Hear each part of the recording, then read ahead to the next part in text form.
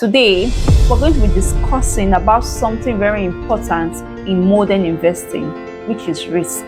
And we are not just talking about risk, we are talking about how technology helps investors to spot, to manage, and to profit in smarter ways from risk.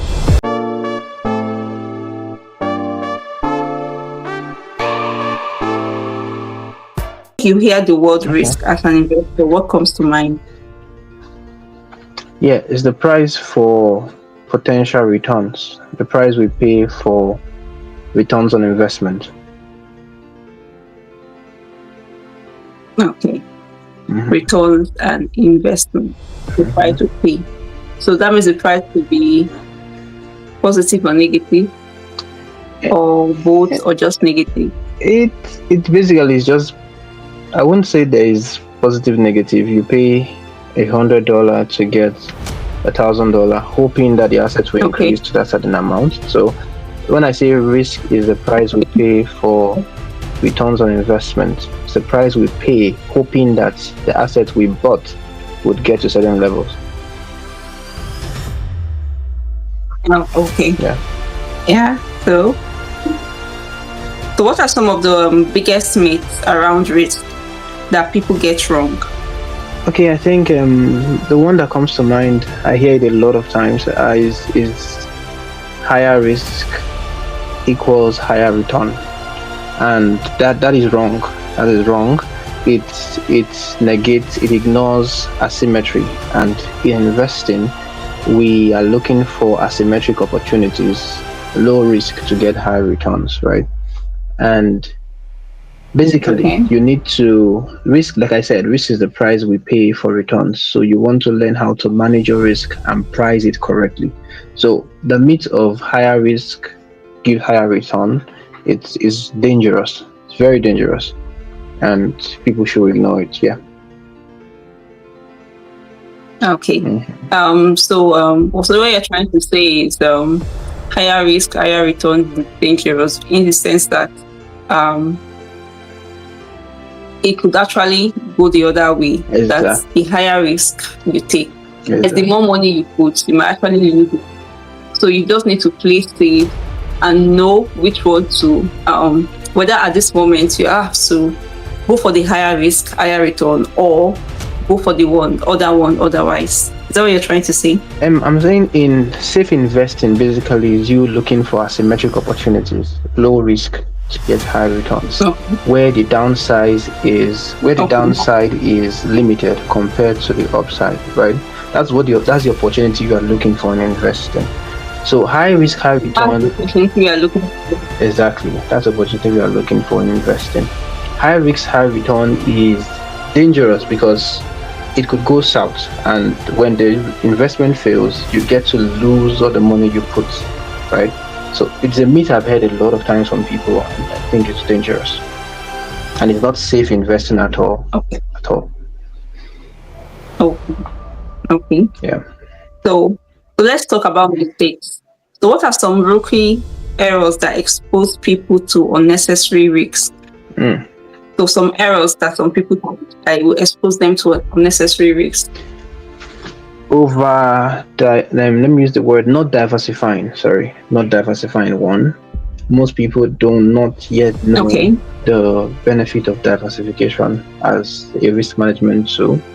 Second is overconfidence and confirmation bias. People have this, I can predict the market, I know where this is going to, and they get in and they lose money. I think the third one I would mention is people buy performance. People buy a performance. An asset can be increasing at a certain price from, let me give an instance, of $50,000 and is now $100,000, and most people want to buy at that $100,000, which is not good. It's one of the mistakes that I think I've done before, right? And most people do. You want to buy low and sell high, but people rush into the market and buy high, and then when the market corrects it, they lose a lot of money.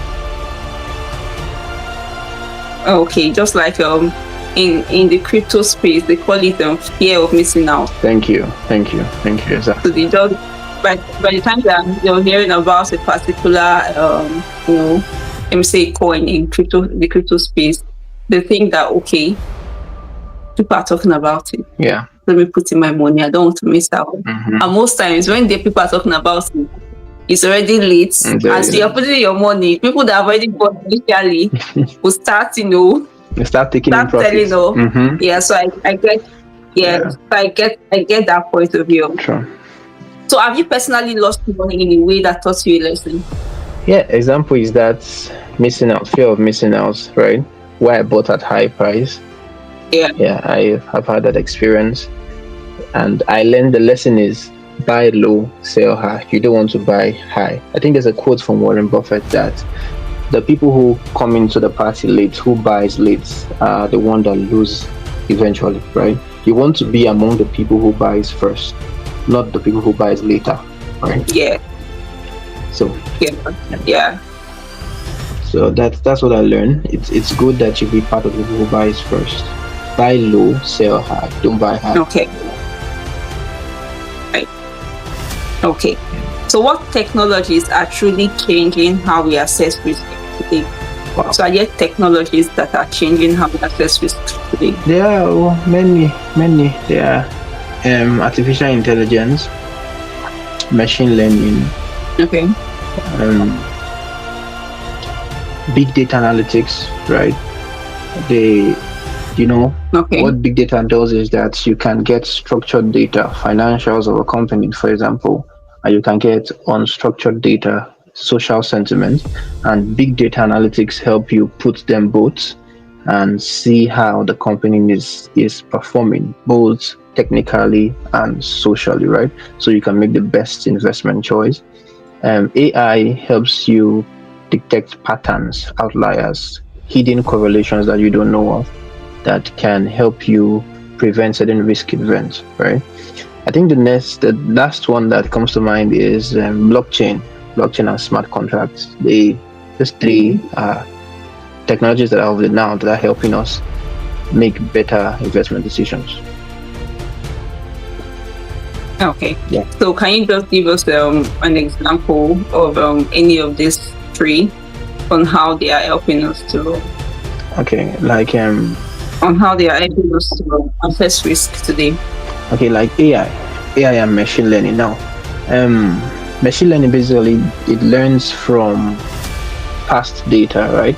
It learns from scenarios that had happened already, and because that learned from those things, it updates itself.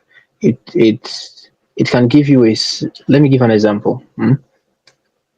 Let's say my portfolio is made up of stocks and bonds and real estate, and I run it through an artificial intelligence. And what the intelligence does is that it paints a scenario, what I call scenario modeling, right?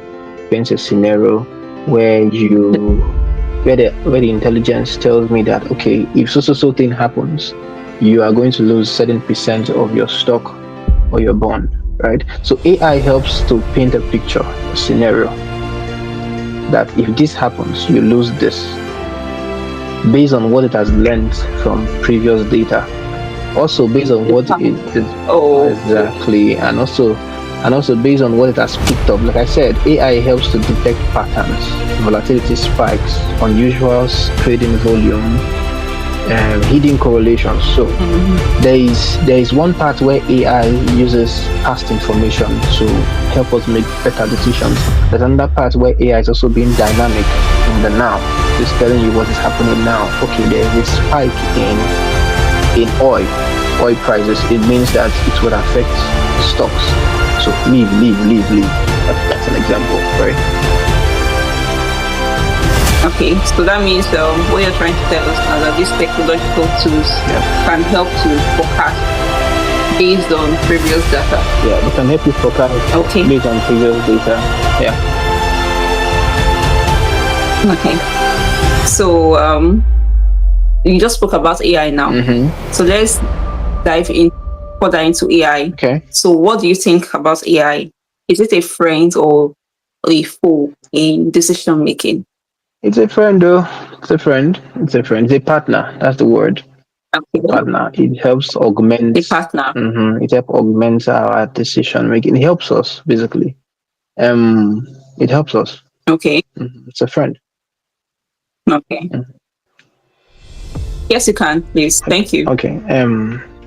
I recently wanted to buy a energy stock, a Nigerian energy stock. I won't call the name for, right? Yeah. So I had to run it through an artificial intelligence and a portfolio risk management app, right? And then it showed me hidden correlations that I did not know of. You know, hidden correlations in the sense Okay. that hidden correlation in the sense that if, like, it's an energy stock, for example, if gas is going up, we expect that the stock should also go up, right? So it revealed hidden correlations that I did not even know of in the industry, helping me make better decisions. And I felt like this stock is not a good buy, so I left the stock. So it helped me in that aspect. I have so many examples to share. So can you share with us the hidden correlation it exposed you to? Okay. Let me see. You know, like I said, there's a recent war. I don't know if the war is still, it should be on, Iran and Hamas, and it caused oil scarcity, and that oil scarcity is making oil stocks go up, right? Because of the scarcity. For this energy stock, they use gas. Okay. They use gas basically. So clearly there's a correlation between gas and the energy stock going up. But then there is also hidden correlation between that energy stocks and farm produce. Okay.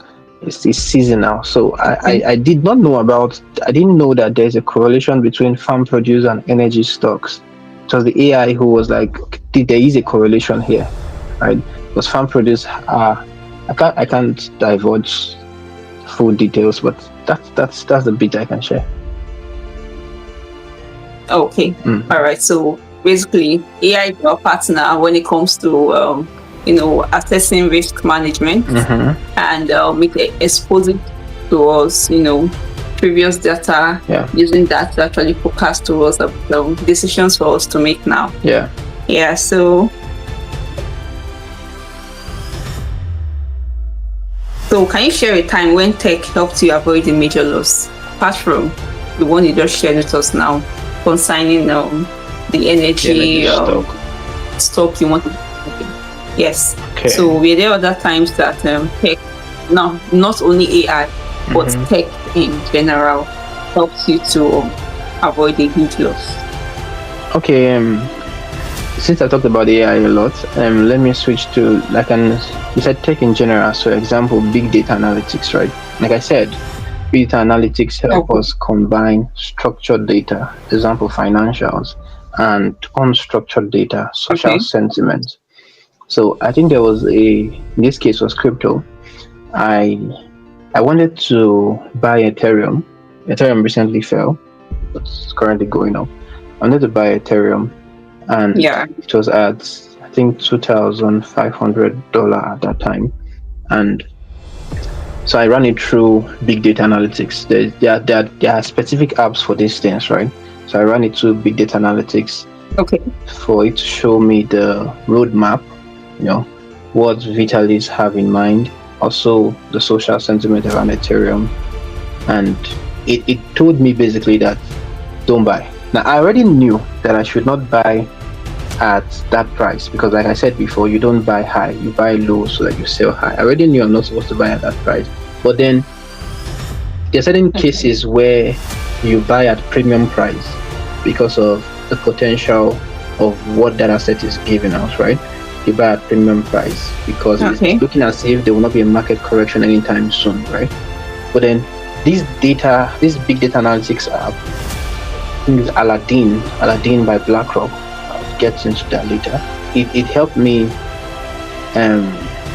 see that Ethereum is going to fall to a certain level very soon, that I should hold on. Combining this structured data and unstructured data, told me that Ethereum is going to fall to a certain level. I should wait at that level. So it gave me a range, right? I should wait for. And when it got to that range, I was able to get in, buy, and it's currently doing well, heading to Wow. Bahama. Yeah. Okay. So let's go further to about you. So can you tell us about yourself? About me? Okay. Let's see. I am. My name is Osita, right? I am a fund manager, portfolio risk manager. I help manage risk portfolios. I'm also an investment manager and the founder and CEO of fintech Capitals, right? So I'm a passionate young man, basically. I'm a finance boy. I've always loved finance since dating, as early as possible, and quite ambitious,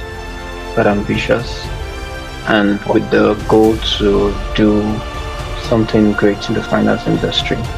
Coupled with the product that we have already working on already, plan to do a lot, because like I said, there's been recently, because of certain things that have been happening, global uncertainties, it has been affecting the finance industry as a whole. I plan to bridge that gap and solve that problem. So that's that about me. Yeah. Okay, so you said we're currently working on a project. Do you care to share about the project? Okay, it's like I said, recently there's been global uncertainties and it's been affecting portfolios everywhere. Yeah. Aside from after the 2008 financial crisis that happened, the COVID-19, what Trump is currently doing with tariffs, though it's okay now. There's been global uncertainties. Many investors are just looking for safe haven assets, basically, right? So what I built is I'm able to manage risk, because diversification as a whole has been failing. Diversification only works during unsystemic risk, right? When one asset falls and the other did not fall. But diversification fails terribly during systemic risk, where the stock market is falling, the bond market is falling, the real estate is also falling. Diversification fails because every asset you have in your portfolio is currently failing at that time, right? So I had to build an insurance, basically an insurance as a way to hedge against risk. So that's a product I'm currently working on. Okay.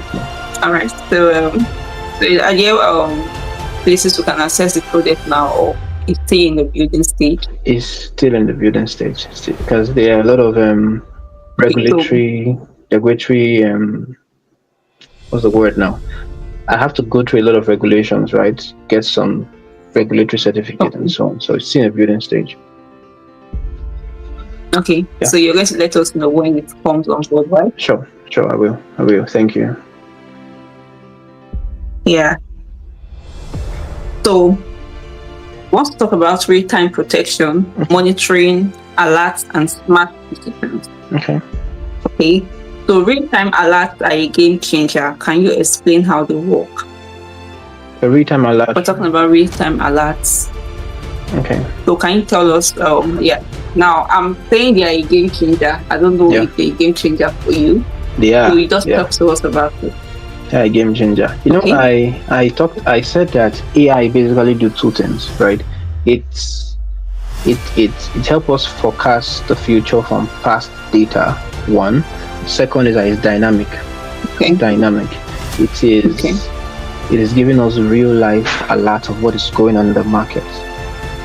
Real life alert what's going on in the market. It is surfing through a lot of information, social, structured and unstructured. So AI is helping us give real life alerts, right, on how to manage our portfolio. So yes, it's a game changer. Okay. Yeah. So is automation reducing the emotional errors humans often make when investing?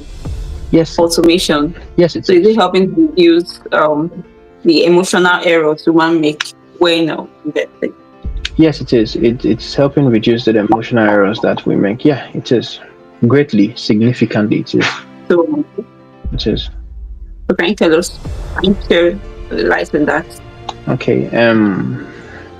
Let me give an instance. Okay. we tend to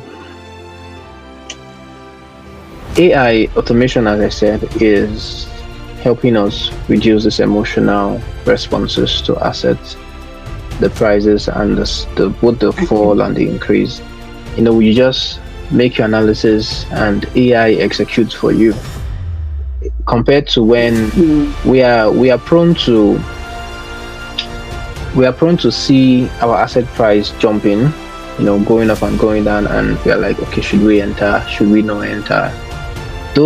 That emotional delay, automation can help remove that totally and execute for you once and for all.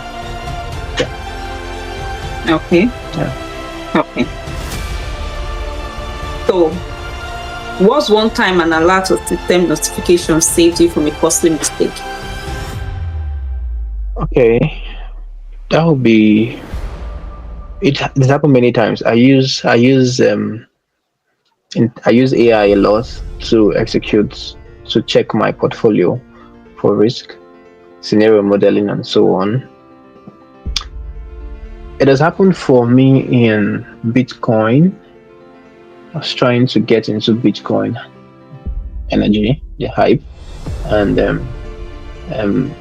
I wanted to buy at a certain price, and the app I use, the tool I'm using currently, gave me this notification that there is selling pressure at this particular price.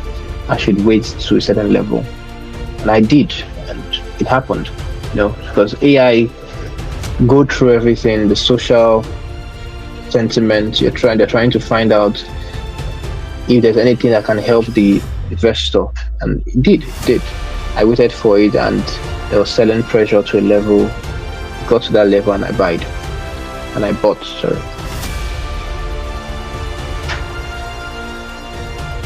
So, where do we draw the line between human judgment and machine logic?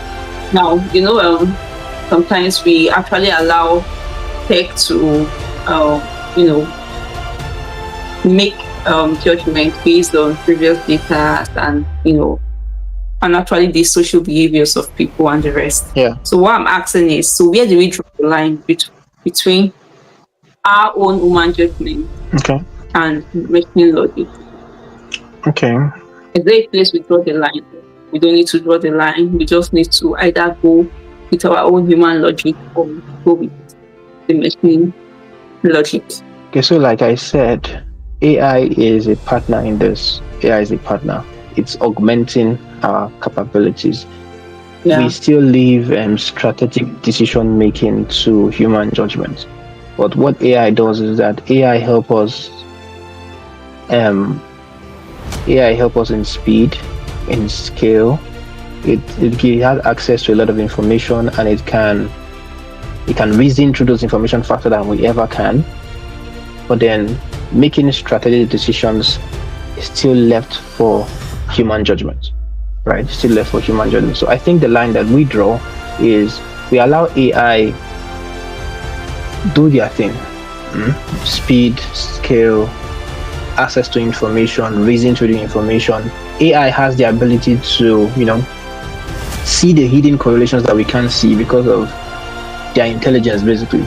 But then after AI has done these things, it is then left for us to make strategic decision making based on what we want, right? AI won't be able to do that for now, right? That's why I said it's just a partner. It's helping us augment our human judgment, right? Doing the things that we can do, mathematically speaking. Okay. So, we have traditional investors, those ones that, they still hold on to the way they read the charts and the rest. They wouldn't want to, get the support or the help or the partnership of, technology.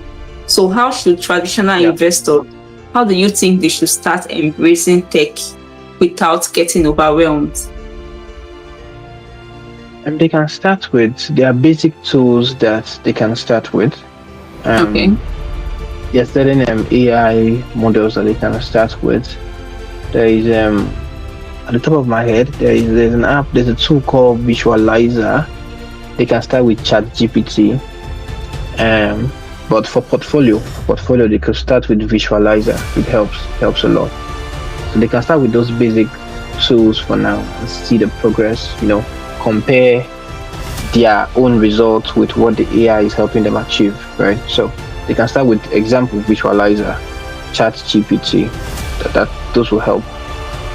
Okay, so this basically what you're trying to say is visualizer and ChatGPT is very easy to use. Also technically info. Okay. Yeah. So what about a fintech tool leveling the playing field for smaller investors? Fintech tools, are they leveling the playing field for smaller investors? I think that's what we are trying to do at TFA Capital. Certain tech tools are left for institutional investors, big banks and pension funds. That's what we're trying to do at TFA Capital. We're trying to bring it down to retail investors, and also other fintechs companies are doing the same. They're trying to bring these tech tools to retail investors. Like this visualizer I just told you, most people don't know about visualizer as a portfolio app. Most people don't know about it because institutional investors use it. But then tech tool is helping level the field for everyone, for the companies that are pushing that vision to make it available for everyone. Do you get what I said? Okay. So when evaluating a high risk opportunity, how much do you trust instinct versus the data? So when you're evaluating a high risk opportunity, how much do you trust your instinct versus the data? Okay. First of all, I would not be in a high risk opportunity position. I would not be interested. High risk, right? Then since it's high risk, like I said, we want to do asymmetric investing, low risk to get high returns, right? But then in that case, so it is now between instincts and data. I believe that, and research has shown that we are not so smart. We are not so smart, right? We make decisions based on emotions, right? And we make decisions based on emotions. There is the mammalian brain. There is the whole biology about it, right? So we need data to help us look at things rationally. That's what AI comes in for us. Help us look at data rationally. And then our instincts it's supposed to augment. If data is saying that you should buy and your instincts is telling you that you should sell, I would actually go for a buy based on the data. These are facts, hard facts. Your instincts are, that's what I feel, that's my opinion though. Your instincts are emotional responses, but this is data, hard facts. This is hard facts. I would go with the data. In high risk opportunity. Okay, in high risk opportunity, you go with the data. You don't go with your instinct. Yeah, I will go with the data. I will not go with my instinct. So what will you say to a tech-driven investor who is smart with tools but lacking caution? A tech-driven investor, not just an investor, but a tech-driven investor. And I see yourself as one, right? Who is smart with tools but lacking caution? So what will you tell the person? It's dangerous. Okay. Tell the person it's dangerous, so you should calm down. It's dangerous. You, like I said, tech is a partner. You want to use what he offers to you, but you are applying caution. I can give an instance where a tech tool that I used actually gave an erroneous data.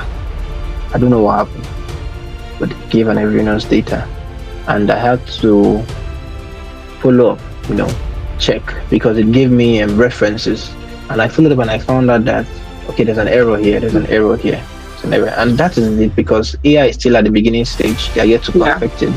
So the tech investor who is using tech tools should please use caution.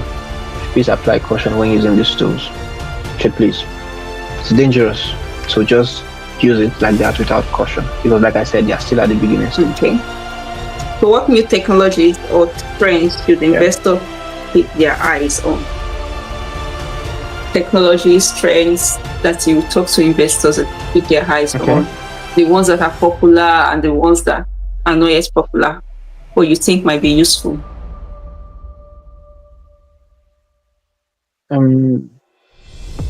Okay. Machine learning is still coming up. Still coming up. Generative AI, still coming up. They are getting better. The ability to learn from certain events, both past and present, to be able to forecast the future.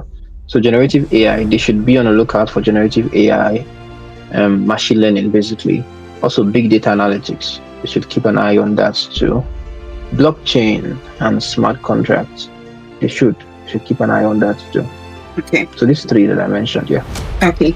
So you just made mention of blockchain now. So is blockchain reducing or increasing risk for investors?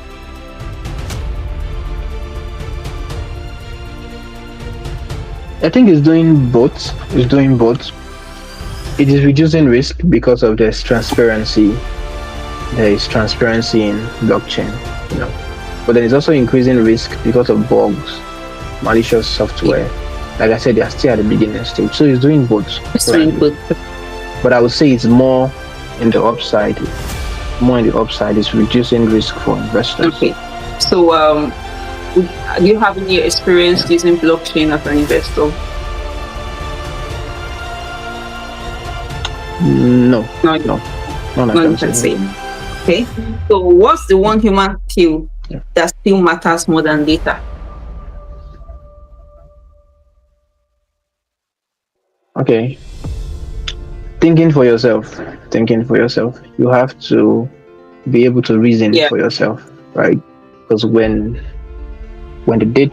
AI presents its data and it gives its own interpretation, you will need to go to the data yourself, analyze it yourself, think it through yourself.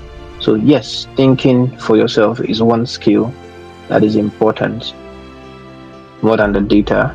And also modeling. Basically, it is you, because like I said, AI can do scenario modeling for you. It can tell you that if so event happens, this is what will happen. This will happen to your assets.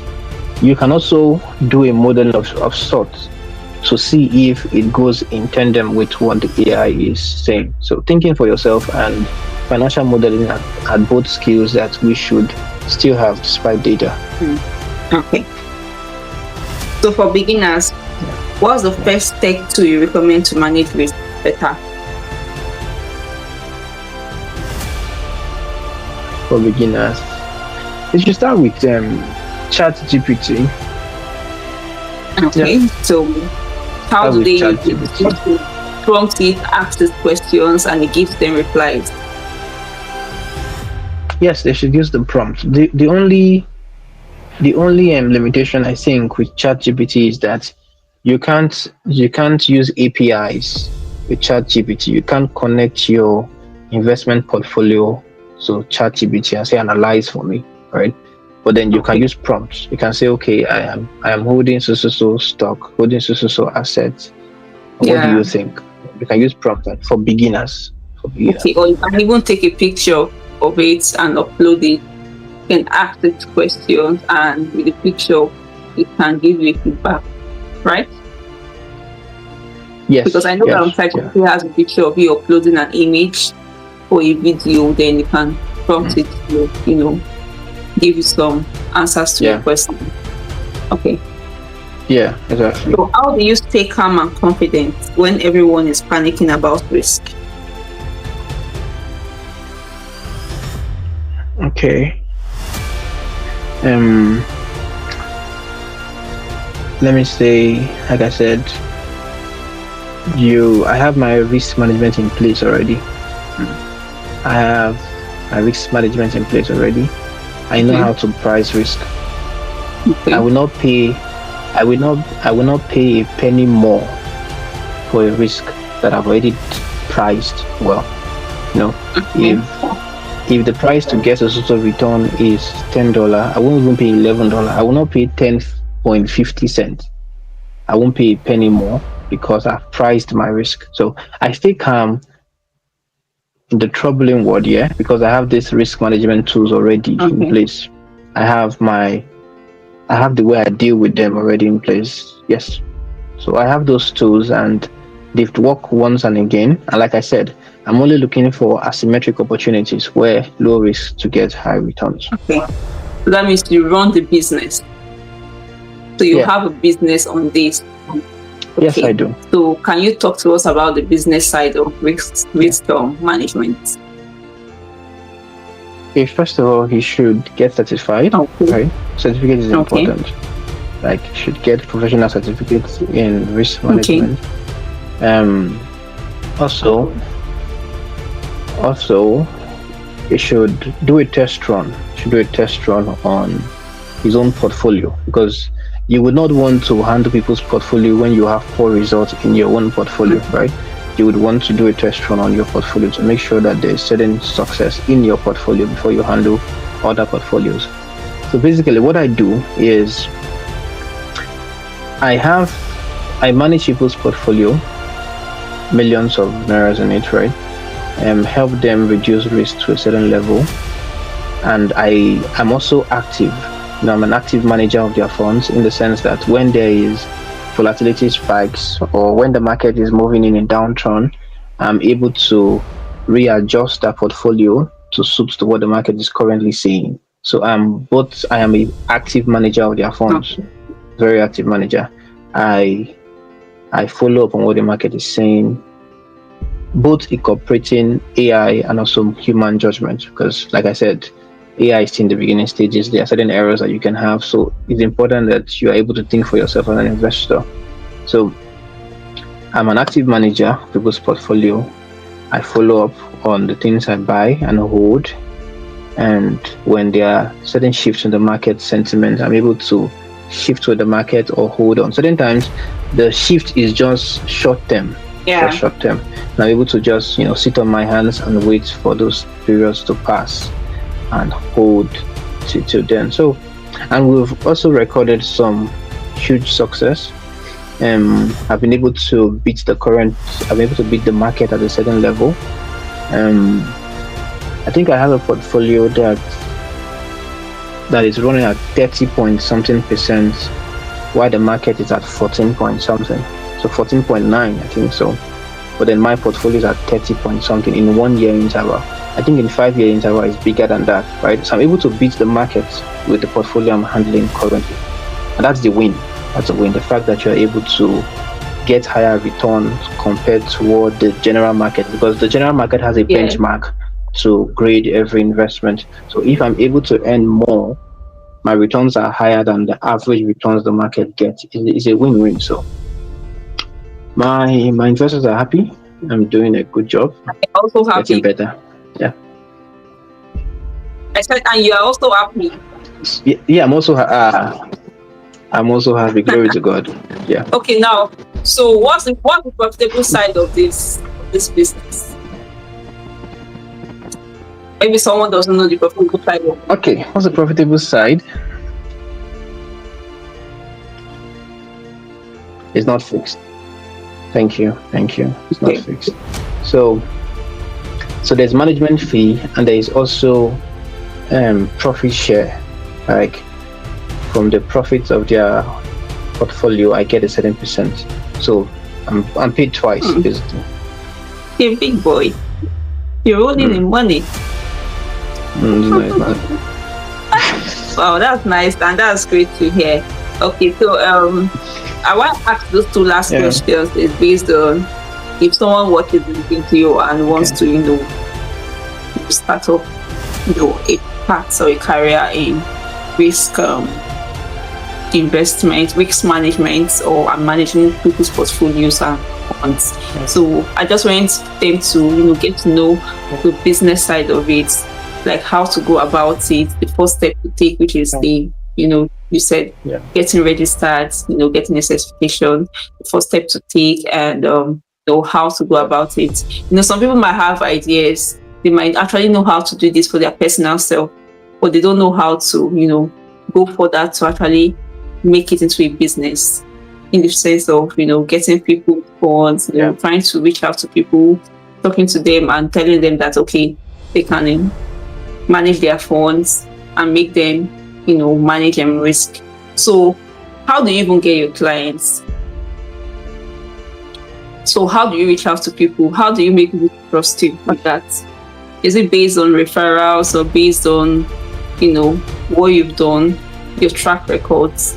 So how do you get people to trust you too? I would say track record plays a role. The first portfolio I handled was my sisters, and it went well. Okay. And then I started including other family members. It was getting big. Then I think I did for a friend. I handled a friend portfolio for a while. He saw certain returns and he began to, tell people. I was able to make sure his capital is protected. That's very important in investing. Your capital is protected. And the certain percent of risk you want to use your capital for, I keep to that number, not doing more than or less than, right? So he told people, referrals and so on. So did for a friend, he told a friend, the friend came, told a friend. So now, beyond the family members and friends, how do you intend to expand? Yeah.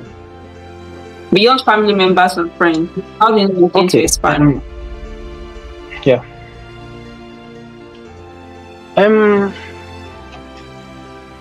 Let's see that the first step in expanding would be releasing our products. Okay, when you spoke about our product that help reduce risk. Exactly, help reduce risk. So when that product is out, it also informs people that we are, aside from, because basically what that product does is you bring your portfolio investment to us and we help you insure it. We are not actively managing the portfolio for you. We just help you insure it, right? Because we are working with an insurance company. But then when the product is out, the people who come in using that product will then get to hear about our other services, portfolio management. So through that product that we are releasing, they would get to hear about portfolio management and be a part of it. Well, that's a good strategy, I must say. That's good, and we can't wait for the release of the product so that we can become participants of it. Okay. Right.